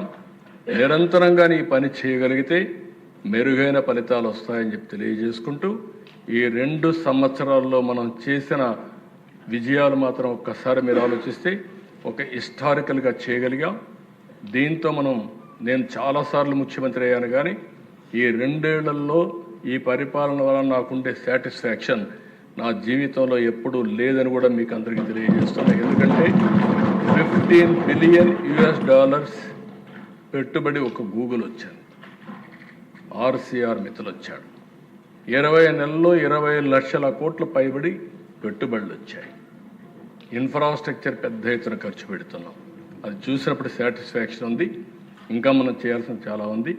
దయచేసి అందరూ కూడా కోఆర్డినేట్ చేసుకోవాల్సిందిగా మరొక్కసారి మిమ్మల్ని అందరూ కోరుకుంటూ, ఆ దిశగా ఆలోచించాల్సిందిగా మరొక్కసారి విజ్ఞప్తి చేస్తూ, గవర్నరు ఎప్పుడు కూడా ప్రభుత్వం యొక్క విధానాన్ని వారి ద్వారా చెప్తారు. అలాంటి ఒక డైరెక్షన్, ఒక విధానం చెప్పిన గవర్నర్ని గారిని మనస్ఫూర్తిగా అభినందిస్తూ, నేను చూశాను అధ్యక్ష వచ్చినప్పుడు ఒక్కరోజే వచ్చారు. అది ఏదో వాళ్లకు 11కి అవినాభావ సంబంధం ఉంది. వచ్చిన తర్వాత అధ్యక్ష ఆ రోజు కూడా 11 నిమిషాలు ఉన్నారు. 11 నిమిషాలుండి చూస్తూనే ఉన్నాం అక్కడ నిలబడుకున్న వాళ్ళు. ఆ ఒక్క 11 నిమిషాల్లో విధ్వంసం క్రియేట్ చేసి గవర్నర్ని కూడా ఇన్సల్ట్ చేసి వెళ్ళే పరిస్థితికి వచ్చారు. మీరు పేపర్లు దించుకోవచ్చు, కానీ గవర్నర్ పైన వేయాలనే ఆలోచన రావడం దుర్మార్గం. ఎలాంటి ఆలోచన చేశారు? దేన్నైనా సరే అప్రజాస్వామికంగా ఎవరు చేసినా దాన్ని ఖండించాల్సిన అవసరం ఉంది. దాన్ని కూడా ఖండిస్తూ మరొక్కసారి ఈ అవకాశాన్ని ఇచ్చిన మిమ్మల్ని